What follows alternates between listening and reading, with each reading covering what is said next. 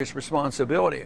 But ultimately, conditions could get worse where people have to make a tough decision on whether or not they will practice peaceful civil disobedience. Another 10 minutes or so with Congressman Ron Paul talking about his Campaign for Liberty rally today, 1:30 Eastern. We'll have live coverage of that on C-SPAN 2. Algonac, Michigan supports Senator McCain. A question for Representative Paul. Good morning. Good morning, gentlemen. Like many or millions of Americans, I'm interested in the planks of all the parties. And Mr. Paul, this abortion plank that everybody's talking about, I really got to have a minute or so to explain it. Well, there are several others waiting, so make it snappy, and we'll let Mr. Paul answer your question. Okay, we know what the Republican Party is because by the decision of this 17-year-old girl to go ahead and make her decision what she's doing. The Democrat Party, of course, is for free, unlimited abortions. And in June or July of this year, Barbara Walters, Whoopi Goldberg, Joy Blowhart, and a young African-American woman named Sherry was on national TV. This is at 11 o'clock in the morning, and I saw it, and millions saw it, and they were discussing abortion, and this is what she said. She stated she had so many abortions, she couldn't remember how many she did have, and she believed that these babies would be waiting for her in heaven, and incredibly, she was supported by the other panel members. My question to you, sir, is what is your flag on abortion? Okay.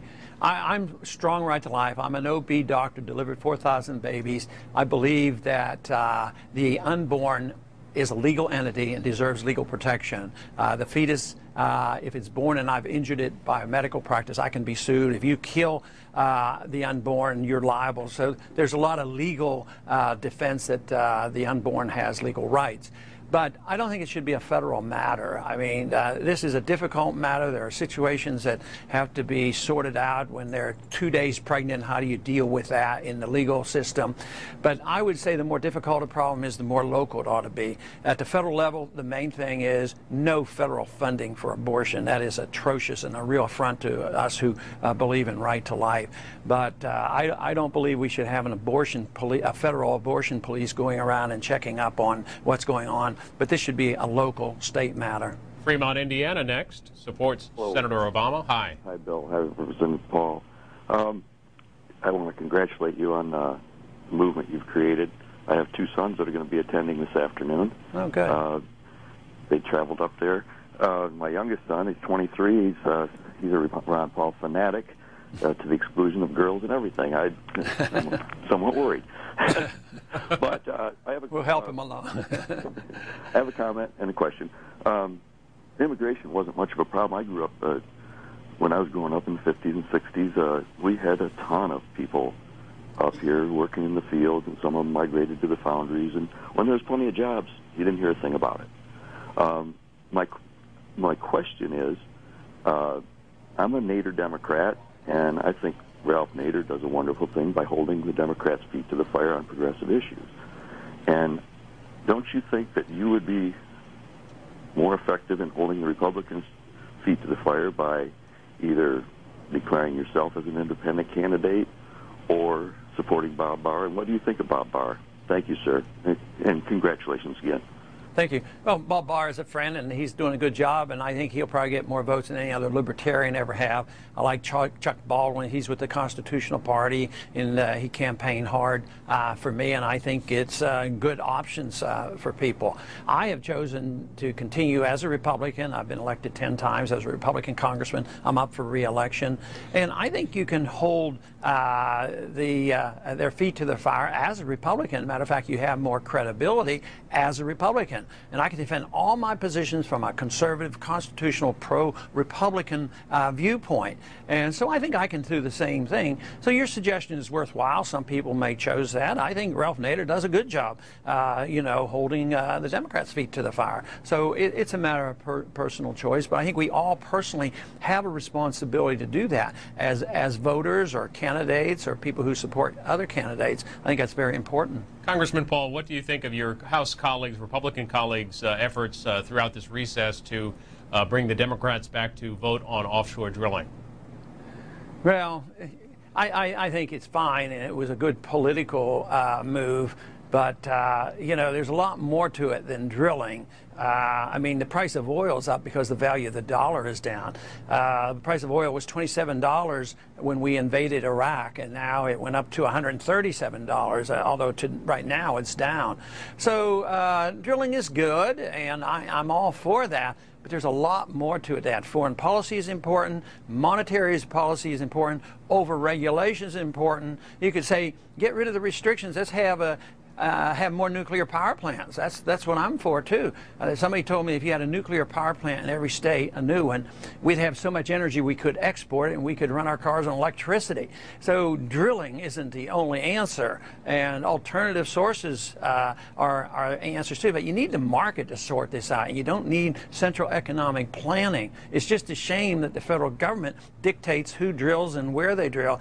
Texas drilled a lot of oil, and all of Texas was developed under the private market system, and there were essentially no problems there. So it's just a shame that we just don't sell the land to the people and let the states make these decisions. To Atlanta next, a supporter of Senator McCain. Ron Paul, go ahead.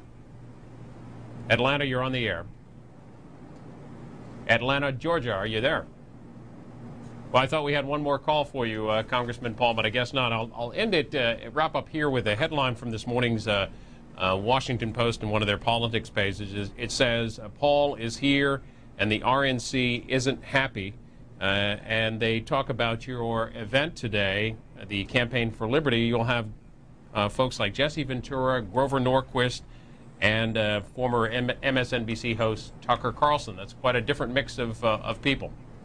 Yeah, and I don't know why they should be unhappy. We bring a lot of young people out, and they're interested in joining the party. We need young people in the Republican Party. They shouldn't be with Obama. Obama doesn't, you know, really offer the young people a lot of new things. So I would think they would welcome us. And we talk about, you know, conservative values. I mean, Barry Goldwater Jr. is going to be here. A former governor, Republican governor of New Mexico, is going to be here. So we have Republican credentials. It's sort of sad. I mean, we have a campaign for the Republic, a campaign for liberty.